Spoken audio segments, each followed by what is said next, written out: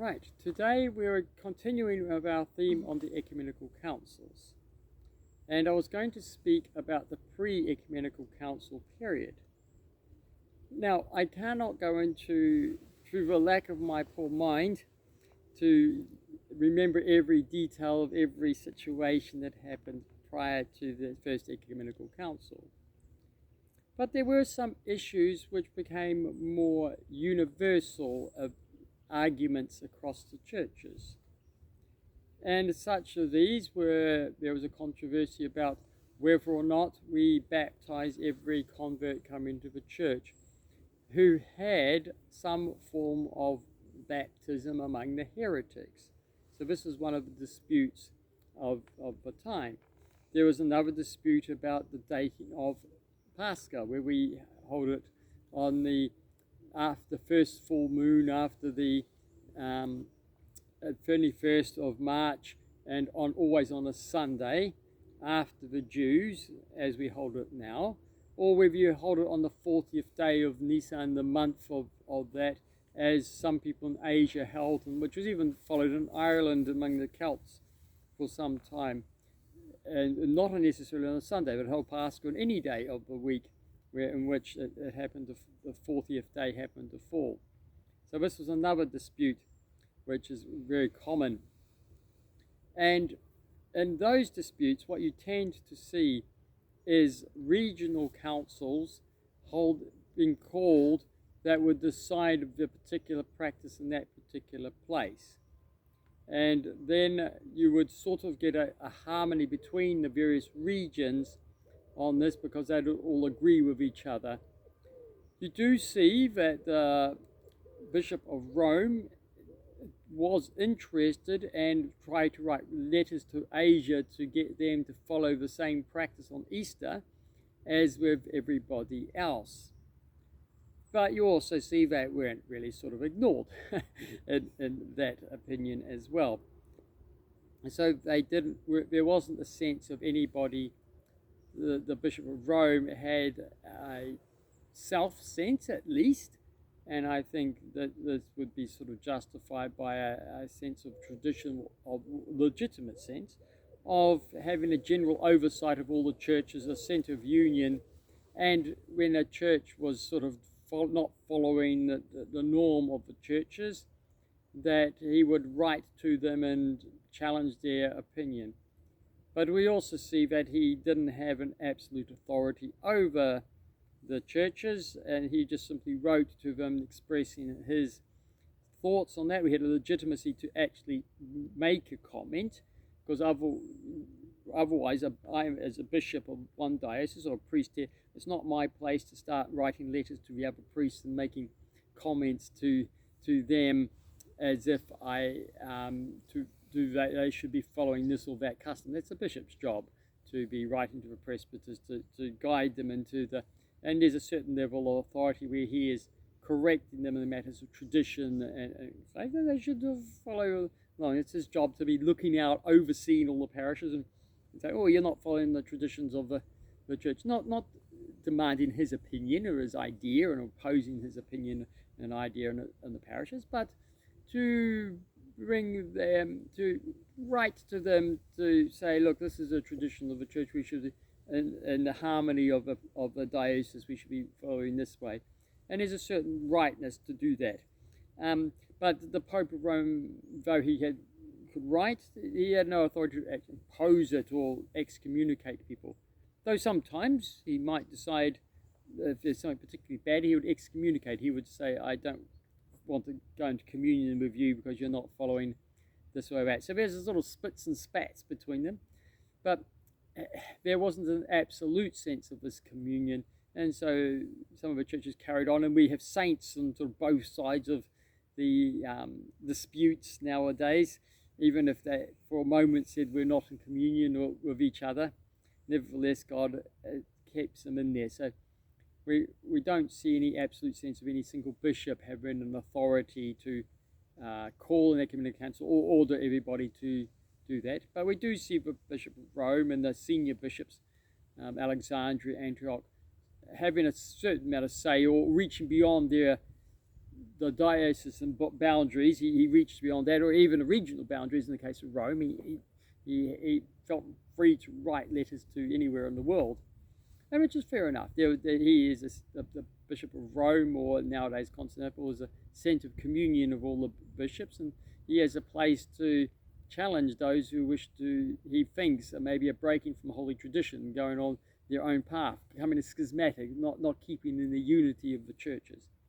But at this stage, though there was some dispute with Asia, they claimed that they were following the practice of St. John the Apostle, and as apostolic practice, and so they should do that. And there was churches, you get Bishop Irenaeus of Lyons writing to the Pope of Rome, the Bishop of Rome, I should say, and say, it wasn't called Pope necessarily at that stage, and say, no, don't get too judgmental about this. We'll keep the peace of the union.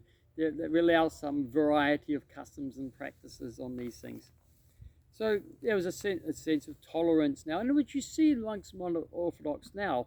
The Russians have a sort of way of doing music and stuff like that. The Greeks have generally been very tolerant, even if they may be not happy with it. They show a sign of tolerance for the sake of the unity of the churches, etc.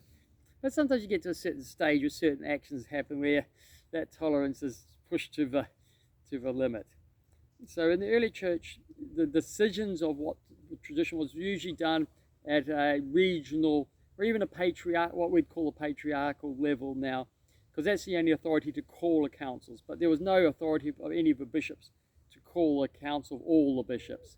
And that was to protect the church from one bishop calling a council would happen to be false. But if that happened and the single bishop called it, who had authority to do so, then what would mean that the church itself had taught heresy, and the whole church would have fallen from being the church. And this is one of the things about the ecumenical councils, because the emperor calls it, and not one bishop who have authority over others, then if it happens to be false, then the whole church hasn't fallen. There's usually one of the patriarchs that would be opposed to it and not hold on to it, and that it can prove to be false, and a new council risen, and in the meantime the whole church hasn't fallen. So it's about the concept of authority to bind on everybody. Again, a council has to have a certain authority. You have to come, you have to speak. Otherwise, I'm excused, I didn't like it. And you see this in the Council Creed. Some people want to come, some don't, and its authority is diminished. If this is called with an authority, you must come, and this will be authoritative, then that doesn't mean that if it's false that it has to have authority. It just means that it needs to have that structure, that if it's true, it has that ecumenical authority. But when you're trying to have it all people consenting to it, it doesn't work. This doesn't work. Like we see in the Council Creed, and some will say it's authority, some will say there's no unity in this. You can't have an ecumenical authority, because unless you participate, then it's not. And if you participate sort of freely or not come, how can they have authority over you? And rightly, the Council Creed has failed to have authority because people weren't there. Whereas if you have it imposed by an ecumenical council, where the emperor calls all the bishops, you may not attend, but because it's represented by all, your attending was your fault not to come in, and you knew it was going to be applying to us. If you didn't turn up to give your opinion, then you just bad luck. Either you accept it, or if you don't accept it, you are cut off from the communion of the churches. This becomes the formal teaching of all the churches, the declaration of the faith of all the churches. So receive it to remain in communion, disagree, but you are cut from communion. But in the first centuries, before the First Ecumenical Council, there was not this binding sense. None of the synods could bind the others to have to obedience. But that has caused a little bit of a problem. There was sort of a different datings at Easter and stuff, which wasn't the best for the church. Well, but it was still tolerable in the respect of the individual bishops, and they could also, we don't want to go into communion with them, but there was no force on them. That's fine. We can survive. We have, as the Orthodox Church, for the last 500 years, survived with this. We have our problems, but because we are following the apostolic tradition, and that doesn't change. It's the same yesterday, today, and forever. So we're not adding new things, what we believe, etc. So as long as the people are holding on to apostolic tradition, and in our particular case, since we've had ecumenical councils, that's fine. We leave them be, even if they've got the odd thing which is a little bit troublesome. Though having said that, over time some of these things can become so incompatible that leads to sort of more permanent schisms. And so yes, so in the first while there were local synods. The Pope or Bishop of Rome did have a certain authority to try to write letters to people and question what was going on, but he didn't have an absolute authority to impose his opinion. And the churches who disagreed with him weren't in any state obliged to do that. The other churches didn't cut themselves from them for failing to do so. But nevertheless, he did have a say. And there was a certain authorities in Alexandria and Antioch in regard to these practices. And in the case of the baptism issue, St. Cyprian arguing all converts, from even those baptized out by heretics, all those brought to be baptized coming into the church. That was an action in Africa. And then you have Pope Stephen, the Roman practice, who don't baptize any people who've been baptized outside, assuming that they have actually had an orthodox form of baptism, the triple immersion in water. They didn't baptize any of them. They said you shouldn't repeat the baptism. Of course, if you go talk to Roman Catholics now, they say, well, Stephen won the debate, and the Orthodox say, no, Cyprian won the debate. All we know is Orthodox, since the Ecumenical Council has come up, that Cyprian's canon was approved, not that of Stephen's opinion. So that has become our default position, is the position of St. Cyprian of Carthage. But other things, it's slightly qualified results. So the actual absolute practice was what they practiced in Carthage, but there was a greater economy, understanding that the position of Rome wasn't actually absolutely wrong either. They were sort of both right to some degree, and you can harmonize them, which is what the ecumenical councils did. But again, there was Rome saying that thing, and Carthage didn't agree. It had its opinion, and in the end, the ecumenical councils supported the positions of Carthage against Rome. So, but it didn't absolutely rebuke Roman position either, for that matter. So yes, in the early days, there was no sort of authority to impose all things, so there had to be a greater tolerance. But there were bickerings and disputes, as I said, particularly about the dating of Easter and the baptism issue, which tended to get, the Easter one was resolved at the First Ecumenical Council, and the baptism one, we still have issues going on with that today, although certainly resolution was done at the Second Ecumenical Council, and but there's new heresies since then, which complicates the water. So anyway, that's all I really want to say at the moment.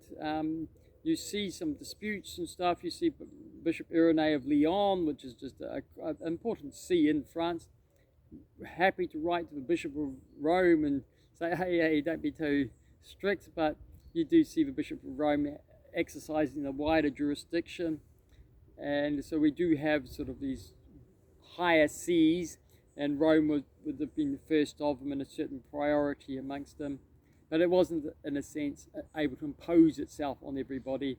There was a recognition of apostolic practice, but there was a sense of heresies. There were some early heresies, the Gnostics, etc., and everybody agreed that these were bad, and so it was universally agreed not to, and these were universally cut off from the churches.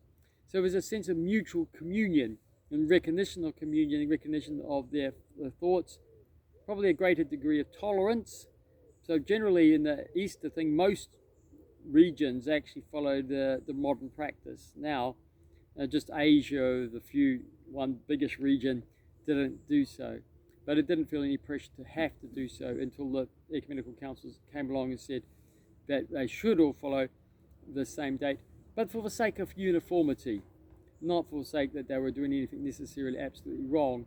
Though after that, those who sort of try to hold to the opinion of Asia became a sort of heretical sect, because they try to hold on to this despite the decision of the ecumenical council to harmonize and uniform this particular practice. And so sometimes there were some variations in custom in the early church, which later were put aside. Not that one of the custom of the other was necessarily right or wrong, So in other words, the fact that they followed it didn't mean they were following some deep heresies and had to be cut off from the church. But there's a greater unity among the churches, that we were all doing the same thing. We were and keeping more harmony of the services, because we are one church in each place, and to avoid some sort of a fragmentation or angst or fighting amongst ourselves, these things were harmonized. But they weren't absolutely essential for that. But ultimately, the ecumenical councils weren't, as I've said before, extraordinary events coming due to some widespread heresy called by the emperors. And before the emperors, there's no one to call them. And the church muddled along, just as we do today. We sort of tolerate each other and things. We have our scraps and stuff, and sometimes we form coalitions with that's the way of life. And because the apostolic church tradition is the same yesterday, today, and forever, we don't need to add or write anything. The churches are duty bound to follow it, to put it into practice. The bishops are there to maintain it. And if a certain synod or group wants to go too far away from it, there's great tolerance, but eventually all the other synods will go, you're no longer doing anything we recognise, we can't stay in communion with you. And they would just drop off, as each one just gently said, no, we don't want to. And this sort of happened at the Great Schism of Rome, that the Constantinople basically said no. Alexandria and Antioch took a little bit longer to come around to this, but over time they all sided with Constantinople and broke communion. But it took a little bit of time. They did different times and different speeds, but eventually they all came around and said, no, this is not something we can condone, the Western practice. We can't stay in communion with this. We'll stick with Constantinople. And they were free. They made that decision. So, and so the church can get by. Christ still looks after it, still its head. But the ecumenical councils do have their place and are useful, though often they tend to define something which actually hardens the division. So in the early church, we can tolerate each other a little bit more. But once you get an ecumenical council, a decision is made. This is the way it is done. That is the way. This is the thing we must believe. Therefore, it defines it. You either believe it with the church, or you don't believe it, and you cut off. Whereas prior to that, there was a little bit more tolerance, a little bit less judgment, even though there's a lot of fighting against it. And so sometimes maybe the ecumenical council is not always the necessary thing. It depends on the situation and things. Obviously, when God calls it for a purpose, so be it. We follow that and follow the rules and the consequences, which often is that certain groups will be cut off from the church. As you see in the third and fourth ecumenical, the whole regions of a church, like the Eastern churches, were all cut off in the Nestorians. Before they could tolerate that, but then after that there's a hard line, and then the Copts and the Syriacs all cut off in the Council of Chalcedon. They refused to accept it. The whole regions, Ethiopians, India, basically all cut off from the church because they refused to receive Chalcedon. So that's much greater schism than it was before. Rivera sort of tolerated this, but sometimes that needs to be done. That this variation can't survive. God is one. God is true. Is not division, and at certain times there needs to be a hard line drawn in the sand. You can't believe this. This is not acceptable, and so the decision has to be made. But often it's maybe better just to allow more freedom, more variation, and we don't put the hard line in. So more people are united to the church in the hope of salvation. Once you make the hard line, then either in or outside the church. So we mustn't just think, oh, it's a bad thing that we don't have ecumenical council. Sometimes it's actually slightly better that things are not pushed down. And it's less likely in the modern times for a council to turn up and make really weird and wonderful beliefs because they're all infected with modern ideas and stuff. This is actually better. We don't have more ecumenical councils. We can just hold on to the ones beforehand, stay in community, practice these things. We don't confess and add anything more to them. And okay, there's all sorts of people talking weird things, but we don't have to actually believe these. But once you start making the actual council, this is another, then you're forced to have to believe it. Well, if it's false, then you're creating problems. You're suddenly, well, this is what the church, no, it's not. Yes, it is. It gets a big mess. So anyway, there we go. So in the first years, it was slightly different, a little like it is now, and the church muddled along. But okay, there were some issues which were it's a little bit of a thorn in the side of the churches. So we'll leave it at that. And Arianism started to appear, which is what actually generated the First Ecumenical Council. And I think that heresy and the way it spread was one of the sort of things that sort of got beyond the ability to cope in that in the system that was there before without the ecumenical councils.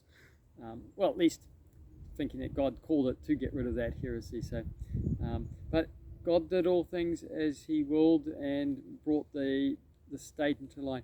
But as I said, it's important that there's no bishop who can, by authority, to command all bishops to communion. They have all the synods can have their things in there. They can agree together, and eventually one can be cut off, is isolated from the others. It's a sort of ends up with a similar result. And you have a priority in Rome, Constantinople, Alexandria, Antioch. That was very ancient, and that's important for the unity of the churches. But yes, it's not until the emperors came where you had an authority who could order all the bishops to come together by his secular authority, not because he's not the church. It's not Caesar paparism. This is because he wasn't a member of a church that he could, but he was the ruler of the world symbolically, that he could order them all to declare their faith. But he didn't interfere with the actual decision. He just ordered them to come to tell the empire what it is. What is a Christian faith? Tell me what is it. What it is. What is your rules? What is the law? And we'll make them part of our law, our way of the empire. But with Constantine, it wasn't made imperial law at that stage. Later, the laws of ecumenical councils became law of the empire. They became embedded into the empire. The council became the constitution of the empire. The empire was an Orthodox Christian state, following the constitution of God's laws, God's ways, were the bedrock of the imperial law.